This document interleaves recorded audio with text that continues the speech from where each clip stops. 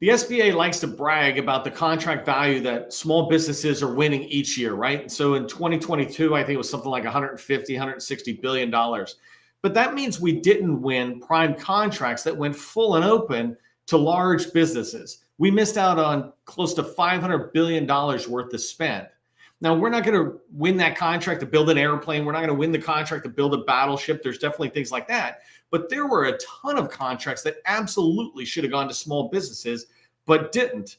And so we need to learn how to go win them as full and open, right? We can complain that they're going full and open, like I just said about not enough SDVO set-asides or something. We can complain about opportunities not going full and open, or we can just go win them. And I really believe that small businesses can win them. And this is vitally important to small businesses who are getting ready to graduate in the next, 1 to 4 years or something. We can go into the large pool, full and open contracts, and we can win them. David did this against Goliath, and I believe small businesses can do this against larges. So do me a favor, put win FO contracts, F&O contracts, full and open, win full and open contracts in the chat if that's why you're here today and you're excited to get some tips from me on how we can do that. If you don't know who I am, my name is Neil McDonnell. I'm the president of the GovCon Chamber of Commerce, and I want to welcome you to my daily live federal sales training, where I provide tips for success in the federal market. I spent 20 years as a small business owner in the federal market, and since 2018, I've been teaching people like you that government contracting is not a secret, it's just a process. When you follow the process A to Z, you're going to have repeatable, predictable results, and that's what I want for you, and I know that's what you want for yourself. Before we get started, do me a favor. Part of the process is letting buyers know who you are, letting others know who you are. In the comments, in the chat, put your company name and your core competency, 2 or 3 keywords, and a keyword can be more than one word. For example, workforce development, right? So put 2 or 3 keywords into the chat to describe what your company does, what you want to be found for. Let the people in the chat, this is your community. It's possible teammates. Sometimes we get buyers in here. Actually, this coming Thursday, I'm going to have my first of what I plan on doing every week is a federal guest coming in and talking about their needs at their agency, their office, or whatever. Well, I want you to tell them who you are and letting them know who you are. So put that into the chat. Finally, I wanted to say thank you to our sustaining members. We're not funded by the government. We're not funded by large primes. We're self-funded. Sustaining members like you and me, we're the ones who make these trainings possible for all small businesses. So thank you definitely on their behalf, sustaining members. Okay, I think we're good to go. Let's go ahead and talk about the 3 things small businesses must have in place to win full and open contracts. So the first thing we're going to talk about that small businesses should have is a clear and focused offer. And by the way, just because I like jumping to the end and letting you know what I'm gonna talk about what you should have and how you can go get it. But you want to have full and clear focused offer. The second thing I'm going to talk about is having the discipline to focus on one target customer. And the third thing is you want to have many past performances, relevant past performances related to your focused offer. That's what we're going to talk about. I'm going to guide you through why that is so important. And if you put these in place, these 3 things, then you're going to be able to compete against and win full and open contracts, certainly against the largest when those opportunities should have gone to small. So again, let's talk about having a clear and focused offer. You want to get known for a niche, right? You want to get known, for example, my last company, we were known as the SharePoint guys. You maybe want to be known as the elevator lady, right? You want people to be able to go, I know what you do, right? You need to go talk to the SharePoint guys. Oh, you're the SharePoint guy. I have a SharePoint need, right? Get known for a niche. If you want to go after full and open contracts, you must get known for a niche. Don't be known as a company that does everything, because they won't come to you because they rarely need everything. They need this thing. Examples of clear and focused offer could be elevators. Like I just said, instead of all construction, building construction, et cetera, you say, look, we do elevator installation, repairs, maintenance, and annual O&M or regular O&M, whatever that is. So elevators, SharePoint is a clear, focused offer. Zero trust, right? Cybersecurity is this big core competency or competency, and zero trust is a focused offering in there. Same thing with something called zero emissions. The federal government is trying to lower their emissions on cars or the even building emissions, right, for the environment as they're working to protect the environment and less impact on the environment. So zero emissions could be a focused offer. Going back to construction, right? Painting. could be a focused offer. Oracle, if you're an Oracle shop or a Salesforce shop, right? Being known for that niche is a good thing. And so you really want to get narrowed down on your niche and pick that niche. By the way, I'm going to keep to that theme, but keep in mind, just because you have a niche doesn't mean you can't sell other things to the customer once you're in. So when you have a clear and focused offer, your company is going to be seen as a subject matter expert and a trusted advisor. This is huge. Like I said, oh, you're the SharePoint guys. They're going to see you as an expert in whatever you want to be seen as the expert, right? A trusted advisor. What that means is they want to bring you in, maybe even before the RFI, to say, hey, we've got this idea. We're going in this direction. Can we just pick your brain a little bit? Do you have any white papers or videos, lessons learned from other agencies, whatever it is? When they know that you're the subject matter experts, then they will feel comfortable bringing you in as a trusted advisor. And when they do, then you can drive those requirements. I got asked the other day from somebody asking, how can I get into opportunities? Shifting left is what I call it. And they were saying, get into opportunities earlier, before SAM, before the RFP, obviously, but even before the RFI. Well, you want to get seen as a SME and a trusted advisor, and your very customers that you want to sell to will bring you in to discuss it. So you can drive the requirements with them through the conversations and the discussions you have about their challenges and their goals. Another reason that having a clear, focused offer is so important to a company, especially as you try to go towards winning full and open opportunities, is that you can build a team of subject matter experts. It's not just that your company is known as a subject matter expert on something, but all of the people who are coming in, right? These people are junior, mid, senior level, but they're all around your subject matter expertise. When I had SharePoint company, right? We had junior developers, we had mid-level developers, we had developers who were like PhD quality developers who could do something in an hour that other developers might take a month to do or not even be able to think about it. Well, it's hard to build that team when you do a lot of things, but when you have a clear, focused offer, you're attracting the talent that will build that team of subject matter experts within your company at all levels within your company. And so one of the things I want you to keep in mind, two last things about how you can shape a clear and focused offer within your company that'll lead to the full and open opportunities, is you want to make sure you understand related task areas so that you can win your contract. So an example is, if you're a SharePoint company, right, you want to understand the cloud and data and cyber. Those are fundamental to what people are using SharePoint for. But another reason this is important, and I just expanded in one example, but if you go for a much bigger contract or a contract vehicle within your target agency, which I'll talk about in a second, if you go after that, often you'll see your core, clear, focused offer in there as a task area or two or three, but they'll say, hey, you must also have this kind of past performance or experience, other task areas. And so you want to understand, when you're going after a particular clear and focused offer, what are the nearby task areas that are related to it? So like cloud, cyber, data for a SharePoint company. It doesn't mean these are your core competencies. It means these are almost technology enablers to how we do SharePoint. Think about that, because it helps you go after the, in particular, contract vehicles that are vitally important along your core competency. And the last thing is, as you have a clear, focused offer, it allows you to build your relationships and partner with OEMs. So I'm using SharePoint for this example. I would partner with Microsoft or AvePoint. These are two huge, Microsoft owns SharePoint, but AvePoint is a huge Microsoft partner. And by partnering with them, I get the partner benefits that go with that. I get introductions when they're talking to federal government. The federal government's looking for a company like ours to come in and do services. Microsoft, for example, used to charge $400 or $500 an hour. So they would come in for a few hours and then bring us in for long-term commitments. And with AvePoint, I could get access to their marketing assets, as an example, and share that on social media, furthering my push that we're the subject matter experts or trusted advisors. I'll share their content and I'll talk about it and how it matters to my target customers. And so this is really important. And this is what I call partner benefits that you can get when you have a clear, focused offer that allows you to zero in on building relationships with Otis Elevators or Oracle itself or Microsoft, right? There's a lot of value from building a relationship with companies like that. So hopefully that makes sense. Put focused offer into the chat. If you understand that this is the first thing that you must have in place if you want to have want to win full and open contracts. So put focused offer in there.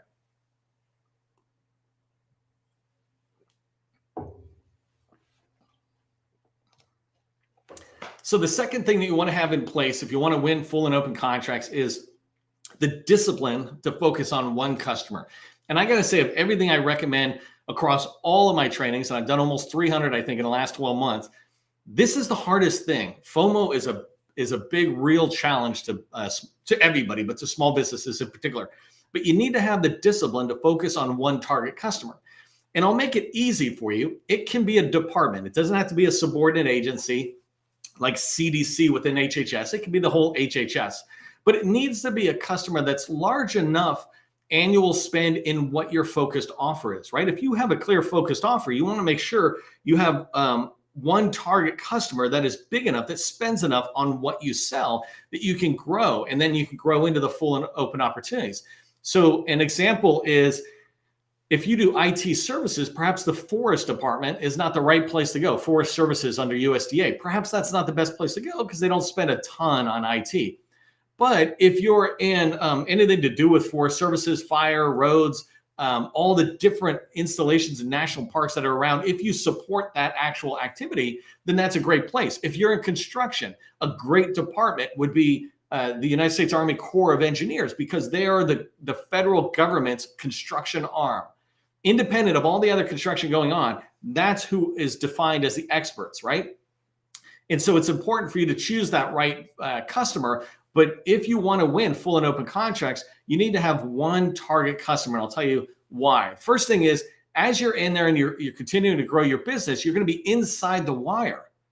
So once you win a contract or two contracts, et cetera, you're inside the wire. What it means is you've got a security card so you can get in, you can walk the halls, you have an email account perhaps, so you're looking at the global address list, you have relationships. When you're inside the wire, you're an incumbent, then you have access to everyone. You can reach out and begin to build relationships and meet with everyone, both government and industry, right? There's a lot of people in there who are teaming partners that you can find their program managers on site or in that area. So that's a big thing that you can develop as you stay focused in one customer. You'll gain necessary insight. So an example is the Navy. They have boats and they have installations that are on land, right? And they call them a float and a shore. And if you think about IT services, are often talking about how you get things back and forth from the boat to the installation, et cetera. Well, when you stay in there, you're able to build that experience and that knowledge. You begin to understand and gain insight into that customer. And that's what customers want.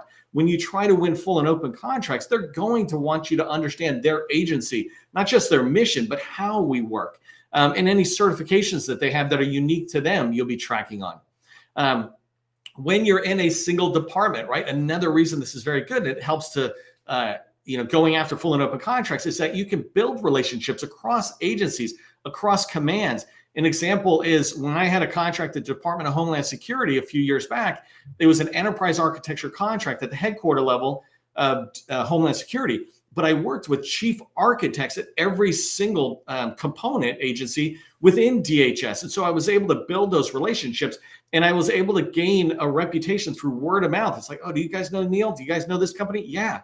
And so that's what you can do when you're in one target customer compared to when you're spread across many. It's hard to get any of that word of mouth good reputation going around. Even bad reputation, it's hard to get it because if you're spread across many agencies, they don't even talk to each other. But inside a command, right? These chief architects I talked about, once a month, they would come together in the same room. They're going to talk to each other. Another reason you want to have focused target customer, a single focused target customer, it allows you to actually do capture, right? So since you have these relationships in place, capture is about identifying the information you need to write a winning proposal and going in and getting it. And the way you get that is to go in and have discussions and dialogue. You don't go in and ask a quick question and get out, right? That's coming after the fact. You're doing capture as that opportunity is being shaped before the RFI. And then the RFI hits and you're able to get engaged. How was the response that you got back to the RFI? What did you like about things? You're able to do a lot more capture because you have taken the time and you have the ability to build the relationships with the chief data officer, the CIO, the CIO's direct reports, the person in charge of construction, right? You're able to build all those relationships. You can also build these relationships with teaming partners. So when you go into a single department, you can start reaching out to companies that are winning already in there, larges and smalls, right? But you also can find companies that have similar experience to you so that as you move forward, you want to be able to find companies that you can team with. And when I say teaming, I mean sometimes you're subcontracting and sometimes you're priming and subbing out. And I want you, as it relates to this one focused customer, right? I want you to subcontract a lot in there. That's really important that you, when you get a prime contract opportunity, you try to sub as much as you can. It doesn't mean you dilute it completely, right? But 2, 3, 4 teaming partners is not unrealistic the bigger the contract goes. And so making a point to do that. This is really important, by the way, because for agencies, they want to see you working together. And the last thing I want to say as it relates to having the discipline to focus on one target customer is that as you start looking at that one target customer, each agency has unique contract vehicles. For example, Navy has Seaport Next Gen as one of their major contract vehicles. Well, you begin to identify them and you look out 3, 10 years and can see which vehicles are out there and which ones you want to get on and what you need to be able to win it. You don't wait till a draft RFP drops to begin looking at that. You're looking at it years in advance, which allows you to then compete a lot more on full and open. So there's a lot to be said in there, but the main point of this slide was about having the discipline to focus on one target customer. And that can be a department level customer like DHS, VA, Army, not DOD, too big, but Army, Air Force, etc. USDA, pick one and go deep in and really know them very well. When you do, you will have the opportunity to compete full and open because now you're bringing that agency intimacy in. So put one department into the chat, right? Let me know that you'd see that as the second thing you must have in place if you want to win full and open contracts. So a clear and focused offer, and then the discipline to focus on one target customer. So the last thing you need to have in place in order to win full and open contracts are many relevant past performances related to your focused offer. I am not the person who's going to tell you, hey, you can have 1 or 2 past performances and win full and open. If you do, I call that luck. And congratulations to you, right? But the norm in order to win really anything, but especially full and open contracts, is you need to have not just relevant past performance, but many relevant past performances so that your customer can see that you are that subject expert, that this core competency that they're going after and this requirement they have is what your company does. And so you want to make sure you have a lot of past performances that are not spread across many different activities like, elevator painting, flooring, road. If you have all that, they don't see you really as an expert. They just see you as a company that can, win these different contracts. But if they really wanted a company to take care of elevators, if you had 4 elevator contracts, for example, or 40 elevator contracts, now they're seeing that you're the expert, and they're all tied to that clear focused offer that you have, right? Either tightly, like SharePoint, or loosely, where I said maybe it's data or cybersecurity on SharePoint, or migrating apps, homegrown mission critical apps to the cloud on SharePoint, right? So a little more loosely on there. What you want to do is avoid any unrelated past performance that you can. It's very hard to say no to a contract you feel like, oh, we can just win. It's like, if it's not in your core competency, it's going to crowd you. It's going to be bad for you as you move forward because it'll cause doubt, right? It's not the ultimate loss on it, but it causes doubt. Compared to, you can remove all doubt by just making sure your past performances are in the business that you want to go after. And you can build a $100 million business in a particular niche as you move forward if you just do it in a way that makes sense. Clear focused offer, one target agency, and having the relevant past performances. When you think about past performances, by the way, if you're early and new to this, just think about it going from $100,000 wins, right, to several of those, to then several $1 million wins, several $5 million wins, several $10 million wins, depending on where you're at, right? That as you continue to grow, you will have bigger and bigger opportunities presented to you because your past performance shows that you can do the work. I have a customer that I looked at yesterday or today, this morning, in preparation of today's call, and I looked at their past performance, and like for the last 2 years, many different opportunities, all of them in FPDS say enterprise architecture or something, but enterprise architecture, and all of them are in this range of $2 to $9 million. And so that means these guys are doing task orders, multiple task orders a year related to enterprise architecture. They can easily be seen as a $100 million enterprise architecture prime contractor as a small business, right? And that's what you want. You're building strong CPARs when you keep getting these related past performances. Your CPARs, the number one tool the government goes to look for your past performance, right? If people go in there, they will just see enterprise architecture, enterprise architecture, enterprise architecture, like I mentioned, right? And so if the clear focused offer is enterprise architecture and your core target customer, let's say, is Air Force, then your past performance of all this enterprise architecture is going to allow you to keep winning business within the Department of Air Force and other DoD entities because you're seen as a subject matter expert and a trusted advisor. One of the other reasons it's really important not just to have a lot of relevant past performance, but relevant past subcontracting experience and prime contracting experience is because you're going to be able to address past performance criteria. When an RFP drops, it might sit there and say you must have past performance that has similar size, like 9 million, 2 million, whatever, or similar scope, the type of work that's being done. And when you have many past performances within your core competency, you're going to be able to clearly get, excellent ratings on the past performance criteria, et cetera. One of the other things that's important as you go after bigger contracts and you're going to be teaming with other companies, agencies look for you to have already worked together. You can't just bring 4 random companies and come in because the government's worried about the risk of you not playing well with each other, right? So if you make a point of your past performances, trying to find companies you can subcontract under, trying to find companies you can subcontract on your prime contract, when you do that, you're strategically building these relationships in working relationships. Hey, we've worked on this contract, we've worked on this one. And that's a really important one to reduce the concern the government has about the risk of maybe you guys not knowing how to work together. So that's really important as a criteria. I like the borrowed trust and credibility. I talked about in DHS, you go from one agency to the other, and this word of mouth and reputation. Well, you have this borrowed credibility and borrowed trust that if I go to another agency within that same department, they look over and they go, well, if they trust you, then we probably can trust you as well, right? And especially if some of those people who were in the previous agency just moved over to a new agency, this is really important to you. So that whole idea of if they trust you, then I can trust you.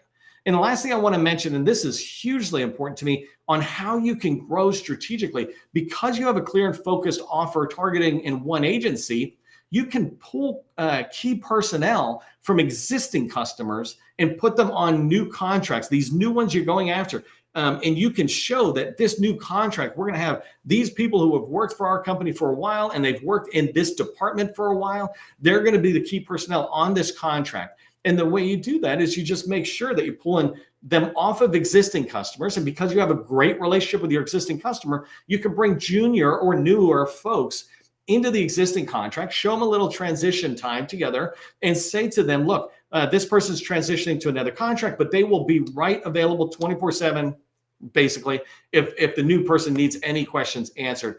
And the existing customer will be fine with that. And the new customer will be extremely happy, especially when you go into full and open contracts. They'll be extremely happy that you're not pulling a random resume off the internet. You're pulling somebody from your talent pool into their requirement, and they'll like that. So put relevant past performance into the chat as the third thing you should have in place if you want to win full and open contracts.